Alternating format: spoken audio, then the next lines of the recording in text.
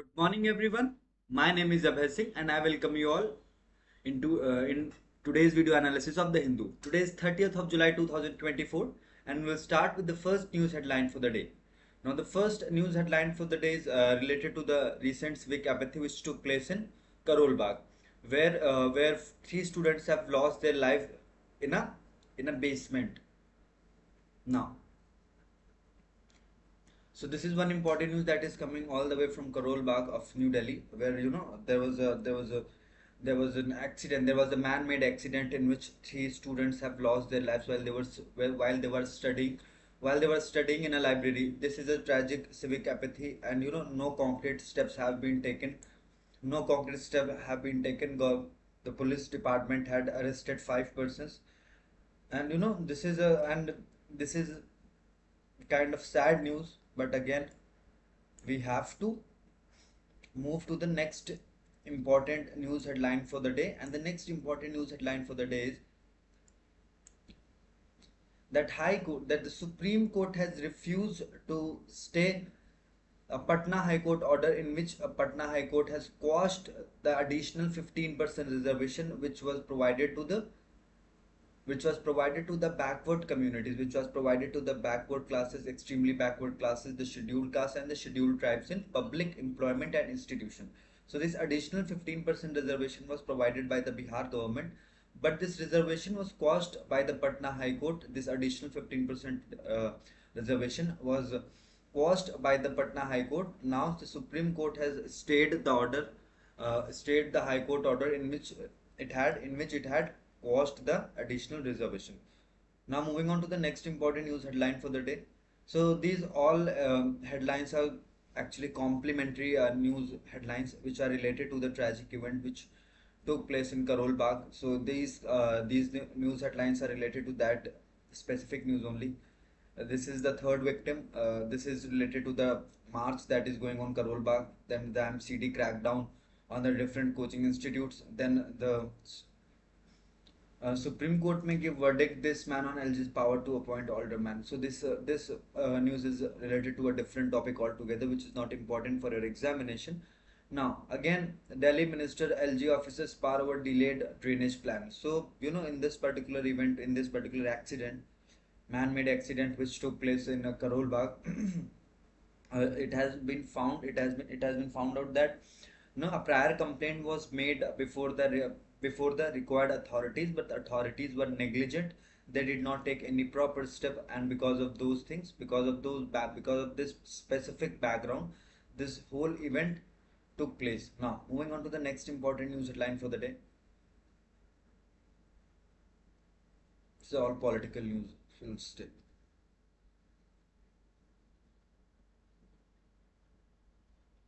So the West Bengal government, acting on the directives of the Supreme Court, has issued an advertisement inviting applications for the post of vice chancellors in as many as 36 state-run universities which have been functioning without a full-time head for close to 2 years. The Supreme Court on July 7 issued various directions including constitution of search and selection committees for recommending names of competent and eligible persons to be appointed as vice chancellor of 36 state-aided universities in West Bengal. The advertisement is therefore being issued in compliance of the aforesaid decisions of the court. The advertisement issued late last week by Higher Education Department said a person possessing. So basically, the West Bengal government has filed a petition in the Supreme Court in which it had challenged, the governor's authority while appointing the vice chancellor of a university, and because of this specific power that is given to the governor of the state, uh, you know there were close to 36 state-run universities in West Bengal which do not have a full-time vice chancellor for the last 2 years. So this is a kind of a direct, blatant attack on the education system of our country, because of a legislative and administrative action. These posts were vacant for the past 2 years, but now after the Supreme Court has issued certain guidelines, the West Bengal government has issued an advertisement in various newspapers regarding the vacancies for this particular 36 posts of the vice chancellors. So this step by the West Bengal government has been taken following the directions of the Supreme Court of India. Now, so this is the first editorial of the day, and this editorial is very very important. The only reason why this editorial becomes very important, because in recent time this is the first editorial that I have studied, which has basically compared what is the problem with Indian manufacturing domain and what are the good things about the Chinese manufacturing sector. There are various problems with both the countries. We have a lot of issues with China as well, but again, we have a lot. We do a lot of import from the Chinese China. So we have to understand their working system. We have to understand their model, basically, because China used to be the most populated country in the world, and despite of all these factors, China is able to conquer the world with now a latest term which has become so common for China. The term is world factory. China has been labeled as the world factory, and now this is a kind of achievement for China, because China has developed certain kind of technologies and manufacturing capabilities that no other country in the world have. So keeping this thing in the background, we have to look very closely into this particular article. Indian authorities have promised more visas to Chinese technicians whose help Indian businesses urgently need. So now basically what happening is that India has imported so many machines from the China, but now to operate those machines we need a different kind of expertise and capabilities. Indian workers do not have those kind of capabilities and skills, so that's why we need Chinese technicians to operate those machines. But again, Indian government or the Indian authorities is delaying, is not issuing visas to the Chinese technicians, saying that this will uh, this will directly impact the sovereignty and security of the nation. So this was the reason which is given by the central government while issuing visas to Chinese technicians. And the problem for the Indian companies is that we are not able to get the skilled labor to operate those machines. So basically, this is directly impacting the manufacturing sector of India. From footwear and textiles to engineering and electronics, Indian businesses have purchased machines from China but cannot use them productively without the help of Chinese technicians. Leaders of Indian Industry Association keep reminding officials that the machines are lying idle and export orders unfulfilled. Gautam Adani's solar manufacturing facility is also awaiting visas for Chinese workers. Now, this is one example where it has been stated that you know a lot of Indian companies have imported these manufacturing machines or these machines from the China, and they have taken orders, they have orders to fulfill, they have to export things. But again, government is not issuing visas, or government is causing a delay in issuing visas. Because of that, they are not able to operate those machines, so they are not able to take the benefit of those machines. Indian workers do not have that kind of skills and capabilities. So we need Chinese workers. Actually, we need Chinese worker, but government is so reluctant in issuing visas that it is causing a direct impact. It is causing a direct impact on the Indian manufacturing sector. The official acknowledgement of India's huge skill deficit is important and impressive. Rarely is there such a clarity that even low-tech labor-intensive production requires a deep well of expertise. China honed exactly this expertise over the past 40 years to become the world's manufacturing hub. Now, we hugely and we humbly accept that we Indians do not have a proper education system where we are not able to teach the Indians skills. We are not able to make them learn various kind of skills which are required in the 21st century. But again, our education system is more theoretical based. We more believe in theories. We believe more in marks. We believe more in all these theories, but we don't have this application based knowledge, because in India it's always about theory. I myself have been a law graduate, and I'm a law graduate from law school BHU. What they used to be that there they basically used to give us the theoretical knowledge. They don't give practical questions to solve in the examination or the semester examination. They will simply ask you what is the direct and indirect evidence, what is primary and secondary evidence. So these are the things which are responsible for this huge setback.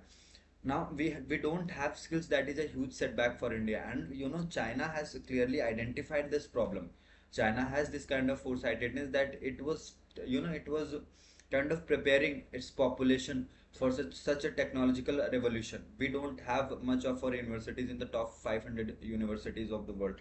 but China has a lot of universities in the top 500 universities of the world. China has actually worked on the education system of their countries. China has worked from the basics. So they are actually they are currently incentivizing the initial investment which was made by the Chinese government over the 40-50 years ago. In 2019, Chinese national received 2 lakh visas, but the numbers fell sharply after deadly clashes between India and Chinese troops in 2020. So in 2020, during that Galwan Valley incident, where there was a direct confrontation between the Indian army personnel and the Chinese army personnel. Before that year, before 2020, in the year 2019, India has issued 200,000 visas to Chinese nationals, but that number was reduced sharply. Last year, the number of visas to Chinese personnel was down to 2,000. A security-driven mindset has taken root this year. Even the meager 1,000 visas for Chinese electronic professionals are stuck in a pipeline undergoing intensive screening. So in 2019, the number of visas that were issued to Chinese nationals were 200,000. But this number has come down to 2,000 in 2023. So there is a reduction of 99%. So this clearly tells us the approach of the government. Government is taking a lot of time in screening those visas, but we have to understand one thing, that all this delay is causing a direct impact on manufacturing sector and our economy, and our economy have to grow at a certain pace to become a Viksit Bharat by 2047. This is the period of Amrit Kal that is going on. As per the ruling government, this is the period of Amrit Kal that is going on, and we have to become a Viksit Desh by 2047. To make India Viksit Desh by 2047, we need a lot of support from other countries as well, because our population is not that much skilled. Our population that does not have all the capabilities, all the international standards which are required to get you a decent job. We have to involve more and more people in the manufacturing sector, and we have to make sure that we contribute or we include more and more people. But again, if we look at this particular distressing fact that in 2019, the Indian government had issued visas to 200,000 Chinese officials, which has come down to 2,000, from 200,000 to 2,000 in 4 years. Now, this is not impacting Chinese economy as well. This is impacting only India's economy. You know, our sheer adamant nature that we won't take any help from China is causing a lot of impact on our country as well. In a long run, it will hurt us badly. now, now moving on to the next important aspect of this particular article. East India Asian economic history teaches us that foreign knowledge is pivotal, but spurs development only combined with the adequate educated domestic workers. Weak Indian education makes foreign expertise especially urgent. In the 1980s, Korean business brought foreign machines to dismantle and reverse engineer them. By then, Korea had nearly 3 decades of a solid educational foundation and need minimal human assistance. They sourced foreign knowledge as was embodied in machines. Now, this is the author is basically giving us one example to make us understand that why we need foreign knowledge, there is a need of integration of foreign knowledge with the domestic knowledge. Now this is one example of Korea, where Korea in 1980s used to import various machines from different countries, and it used to dismantle those machines and used to form a machine in their own country. It is a kind of a generic medicine. We have a concept of generic medicine, and in Korea it was generic machines, where they used to import machines and they used to dismantle them. They used to see the technology, then they used to build their own machine.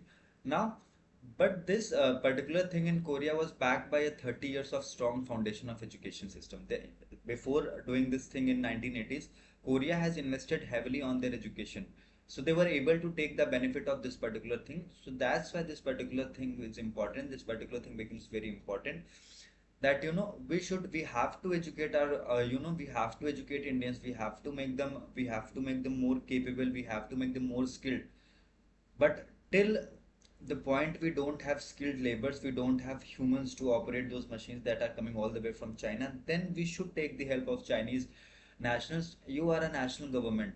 If you are not able to make sure that if you are not able to make sure that things are going well, things are going smooth, then there is no point of making all these policies, because Indian manufacturing is getting affected directly, and the position of youth employment is very poor in India because of the low skill set. So we have to make a balance between all the aspects, that we have to counter the Chinese product, but we cannot afford to lose the Chinese intelligence which is required to operate those machines which are coming all the way from China. We know that we have certain kind of differences with China, but again, though, to keep aside those differences, we have to acknowledge that China is ahead of us, and no there is nothing bad about taking help from China. It is not about taking help from China. You are actually paying them. So there is nothing kind of charity. But again, we have a different kind of mindset altogether. So yeah, this is one thing. China began its explosive growth.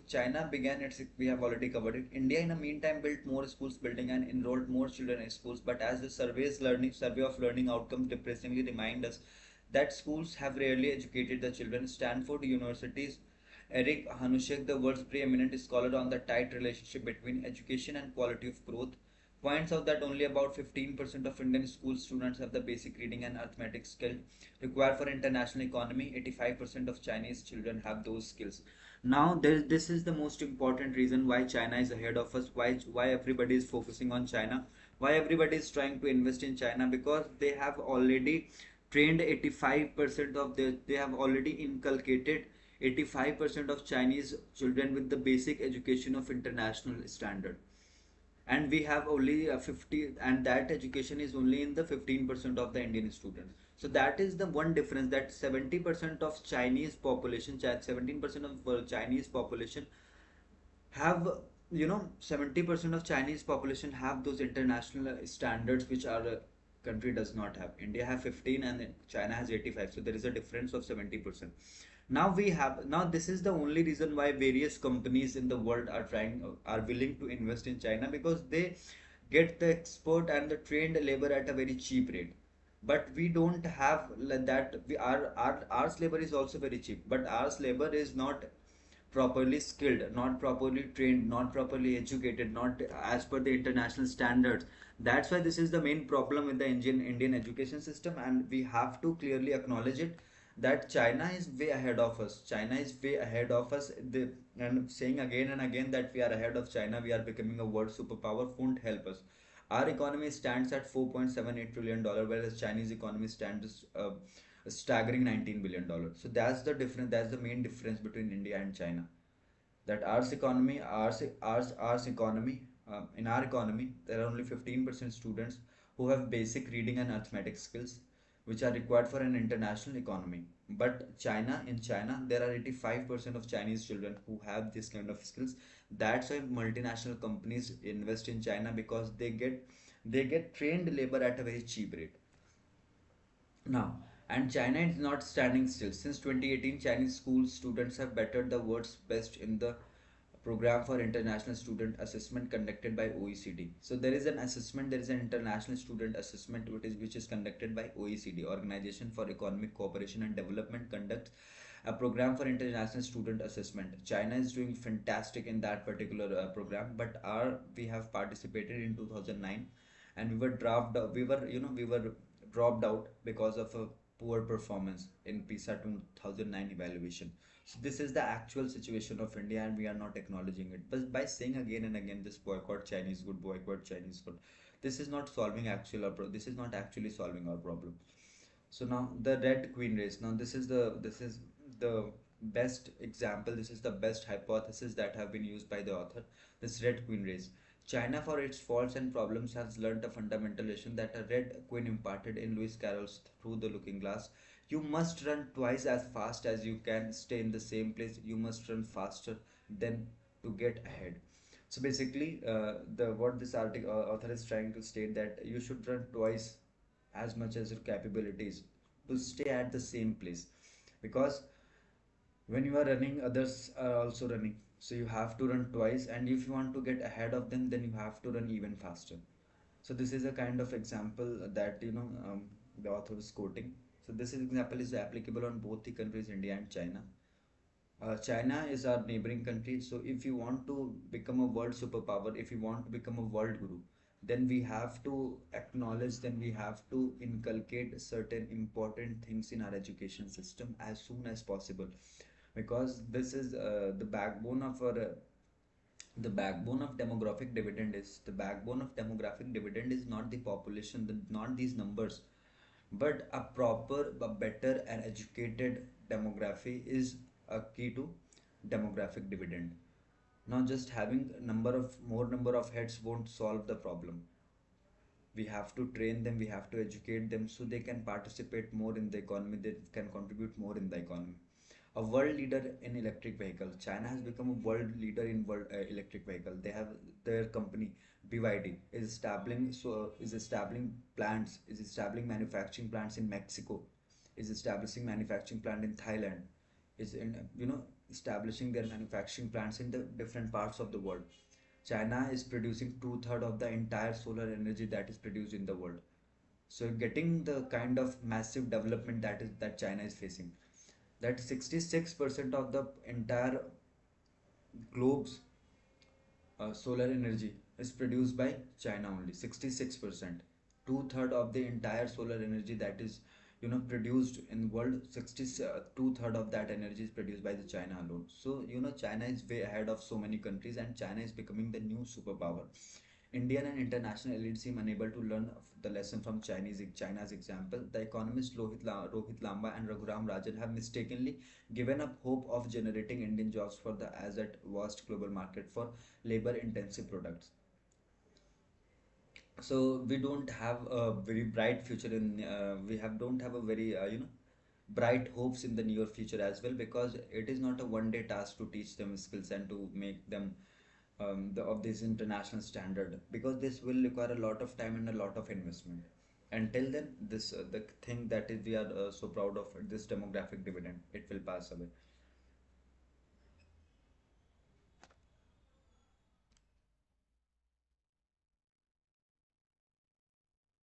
And this the last paragraph of this particular passage is also very important. Last and second last paragraph. So सब कोई चालाक होता है, everybody is clever.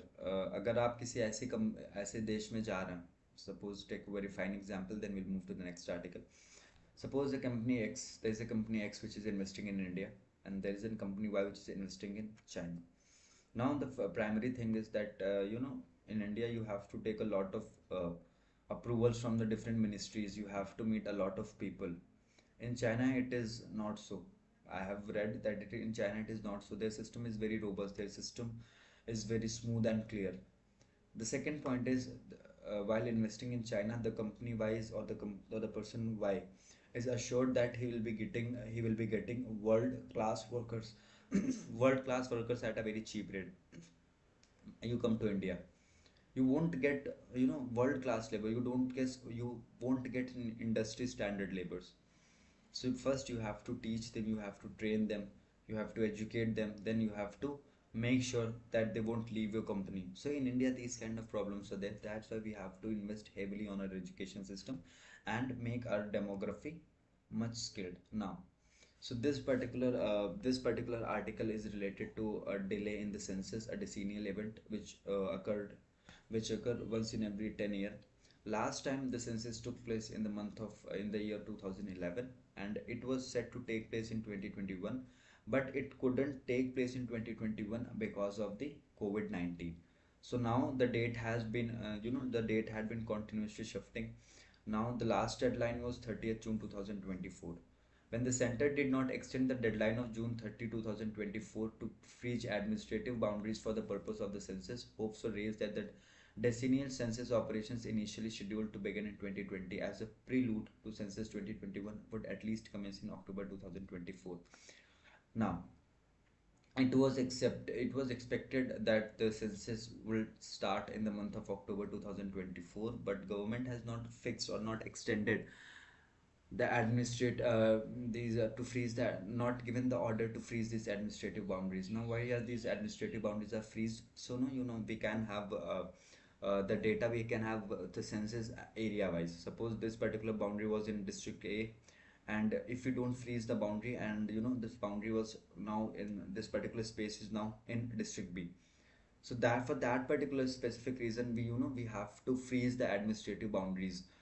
So this was not done by 30th June 2024. So it was expected that the census would take place in October 2024. The government of India has allocated a budget of 1309 crore 46 lakhs in 2024-25 budget, and this particular allotment is allocation is for the conducting of the census only. In 2021-22, the same budget was at 3768 crore. So there is a reduction of close to 60% in the budget allocated to the census for conducting census. Now, this conducting census has become absolutely necessary because of so many reasons. Now, look at those reasons. Conducting the census on a priority basis is a must, as in the absence of a census after 2011, a majority of our country's population is unable to access several schemes, benefits, and services. So in India, we the last census was conducted in 2011, and it has been 13 years. So a lot of things would have changed in these 13 years, and things and policies have to be made according to these changes which took place in last 13 years. So why a census is needed? So that we can make more comprehensive and more precise policies for the people who are in need of these help. Because if we don't get a fresh census, we don't conduct a fresh census, then we don't get the fresh situation. So that's why this conducting of session census becomes very important. So to provide benefits to the candidates who are actually in the need of those benefits. Moreover, the implementation of the Women's Reservation Act passed in the Parliament last year, reserving 33% of seats in Parliament and assemblies for women, awaits the conduct of the census. So basically, last year in 2023, this government of the day, the central government had passed one bill, Nari Shakti Vandan Adhiniyam, which is going basically to provide 33% reservation to women in Parliament and State Legislative Assembly. But this particular reservation, this particular fixation of quotas for women in Parliament and State Legislative Assembly is directly related to the latest census data. So the government is waiting for the latest census data to implement this policy, but again the census is not conducted, and it should have conducted 3 years back. But again, there and in near future we are not expecting to have a census. Why I'm saying this? Let's have a look at this particular paragraph. It is imperative that sufficient provisions are made in the 2025-26 census budget, so that the 2021 census that has been postponed could be held at the earliest in 2026 on completion of the first phase in 2025. That would include house listing and housing census and updating of the national population register. So census is conducted in various phases. The first phase would be conducted by 2025, which will include counting of the houses or the listing of the houses. Now, my visit to Census Directorate of Tamil Nadu in Chennai and talks with the officials here have revealed that they are ready to undertake the task once the new census date is fixed. So the author has visited author is telling one example that state census departments of the various state are saying that they are ready for the census once the census date are fixed. The Constitution 84th Amendment Act 2000 was specifically made so as not to have delimitation of the constituencies till the first schedule conducted after 2026. Now, so the as per the 84th Constitutional Amendment Act 2001, as per the 84th Constitutional Amendment Act 2001, the delimitation of the various constituencies. Now, what is this delimitation? In delimitation, basically you fix the areas of various parliamentary constituencies, not only the areas. Yes, areas. You try to adjust the areas that this particular area X was in a particular constituency, but because of certain changes in the demographics, we have to shift this area X from this particular constituency to this particular constituency. So this was so as per this 84th Constitutional Amendment Act, the next delimitation was to be conducted. You know, the first delimitation has to be conducted. The next delimitation has to be done after the first census of 20. After the first census conducted after 2026. So basically, the delimitation uh, has to be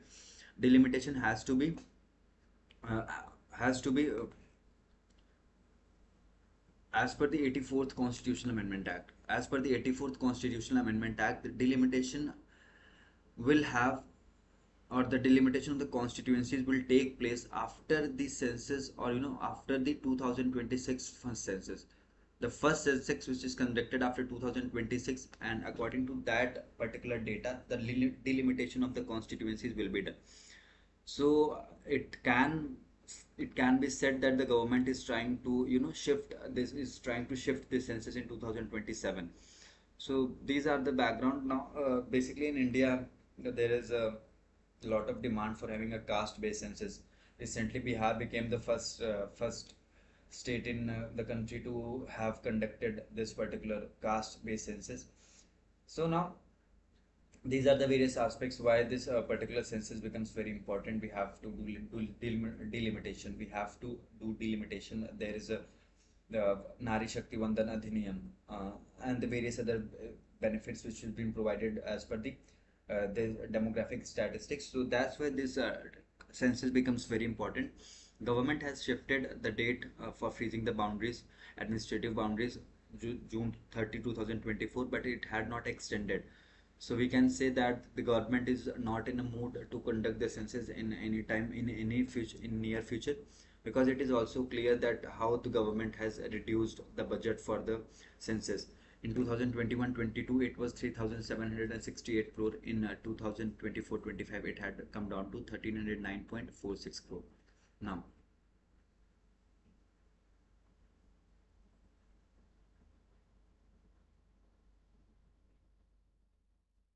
Now, this article is also very important. It is related to a recent judgment by the Supreme Court. Now, in a landmark ruling on July 25, the Supreme Court affirmed that states have the legislative authority to impose tax on minerals in addition to the royalty levied by the center. Now, in a 8 is to 1 majority, the Supreme Court has clearly declared that the states have the legislative authority to impose taxes on the minerals and various things which are mined in their particular or respective states.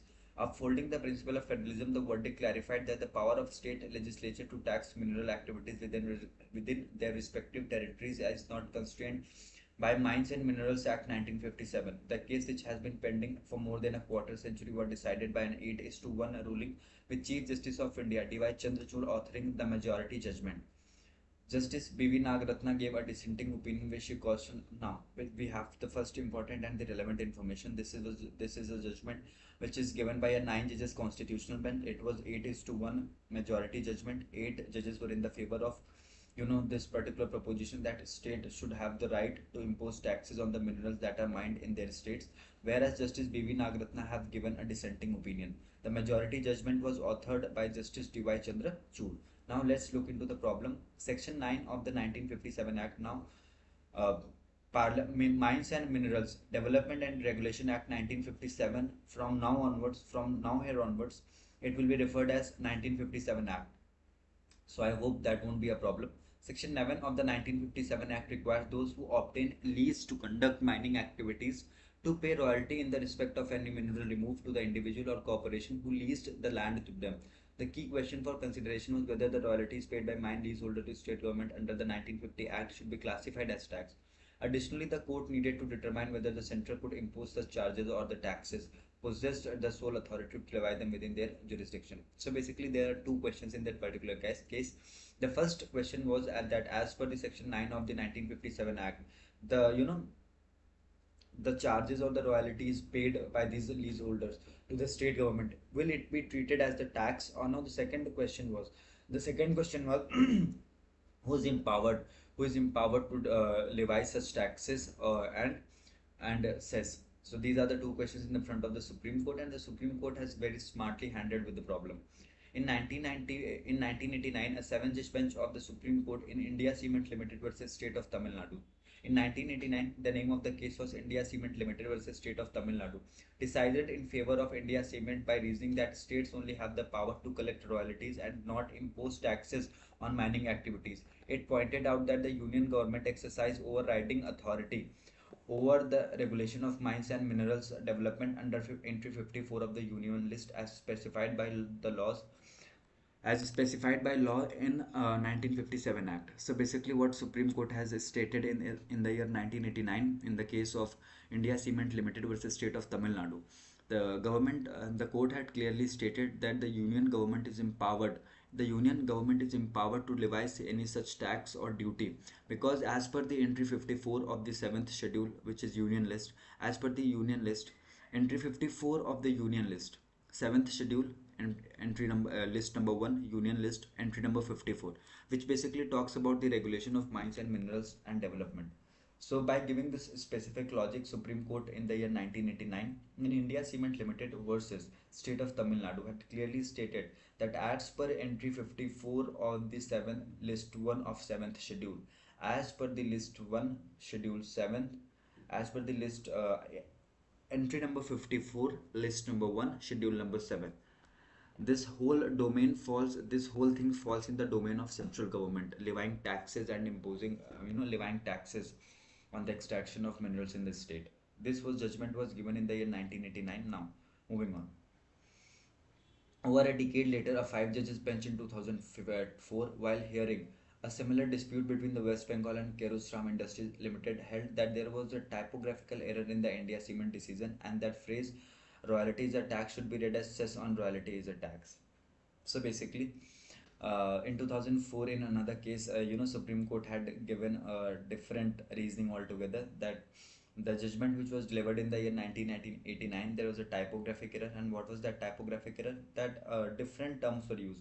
Royalty is a tax was used, and instead of this particular phrase, the phrase should have been used cess on royalty is a tax. So, however, since the bench was smaller than the one in India Cement case, it was unable to overrule or amend the previous ruling. In 2011, a three-judge bench led by former Chief Justice S.H. Kapadia, while examining a challenge to a Bihar law imposing a cess on land revenue from the mineral-bearing lands, recognized the conflicting precedents set by Kerosoram Industries and India Cement. So they have accordingly constituted a larger bench, a nine-judges bench, to definitively settle the legal position. Now, we have to understand two things. First, there was a judgment in the year 1989. In this particular judgment, Supreme Court had stated that as per entry number 54 of list 1, or which is union list of 7th schedule, the domain of the domain of imposing taxation and on minerals and mines falls in the domain of national government as per the entry 54. And what is entry 54? Regulation of mines and mineral development. Now again, after a decade or so, and in another judgment, it was said by the Supreme Court that the wrong phrase was used. Instead, royalty is a cess, this particular phrase was used, and instead of this particular phrase, cess on royalty is a tax should have been used. Now, in another judgment in 2011, and in front of a three judges bench, when this question came, so there was a conflicting judgment. One was in 1989 and another one was of 2004. So to solve this particular problem, a nine judges bench was constituted. To settle this legal proposition for once and all. Now, the majority ruling clarified that the distinction between royalty and tax. It defined, now this is important, there is a distinction between royalty and tax. Royalty is a contractual consideration paid by the mining lessee to the lessor, who may also be a private party, for the right to extract minerals. Now, so basically, royalty is a contractual consideration. Royalty means that if you have to pay certain amount to the government, because government has allowed you to extract the minerals from that particular place. This is actually royalty. It's a contractual consideration. It is a contractual consideration because you are entering into a contract with the government. So this is your contractual consideration, that if I will extract certain minerals from this particular place, then I will pay certain amount as a royalty to the competent authorities. While as a tax is a sovereign imposition, imposition by a sovereign authority, is a imposition of a sovereign authority.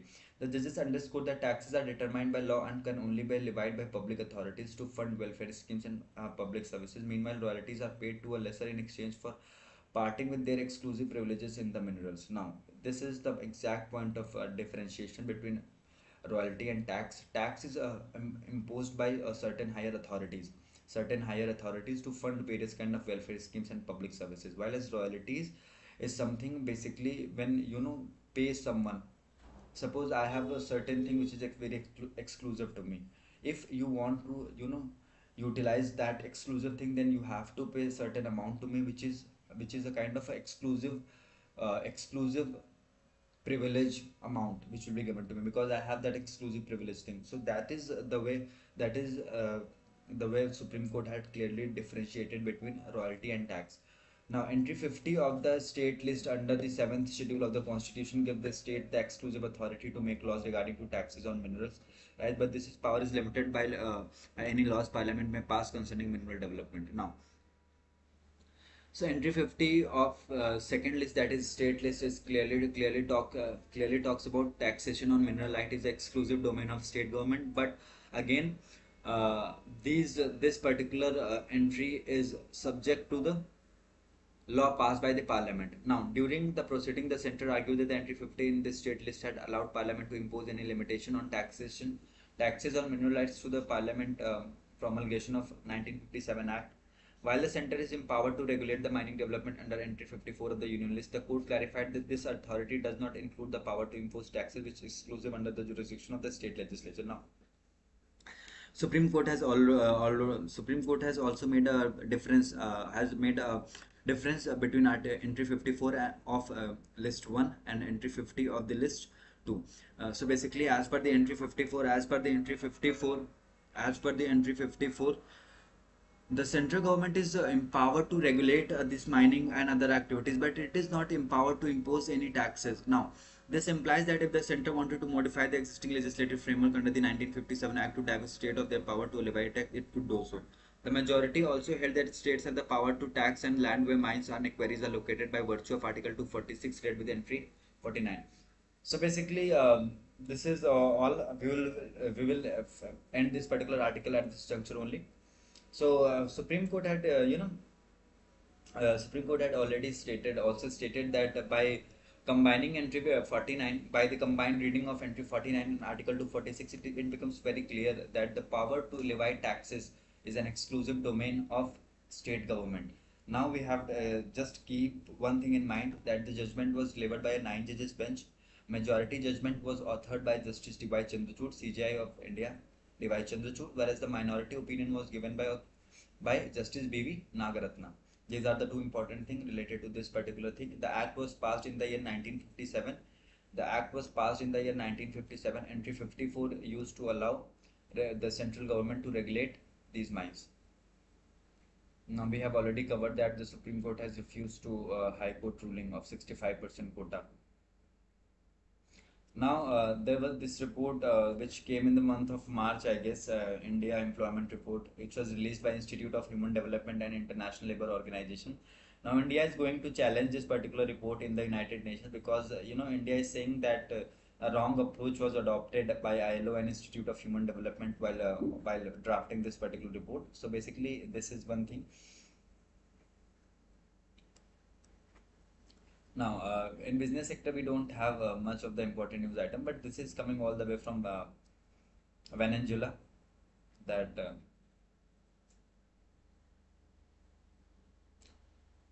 Nicolas Maduro declared as the winner of disputed Venezuela election. So Nicolas Maduro has become the new president of Venezuela. But the opposition was saying that they have got 70% of vote, but despite of the fact, so basically they were claiming some kind of misplay in the elections. So there was no medal to India in yesterday's. So there was no medal to India yesterday at 33rd Olympics. We were medalists yesterday. So yeah. So there is not much of the important things which are left. Yeah. So with this, we have completed the news analysis of 30th of July 2024. And if you have any kind of questions, then do punch in your questions. And keep studying, keep reading. A lot of things are happening. कोई भी important चीज़ आएगी तो आप उसको cover करेंगे, skip नहीं करेंगे. और अगर आपका कोई भी सवाल होता है तो आप उसे कमेंट सेक्शन में प्लीज़ पंच इन करेंगे. Thank you so much for watching today's video analysis. Thank you.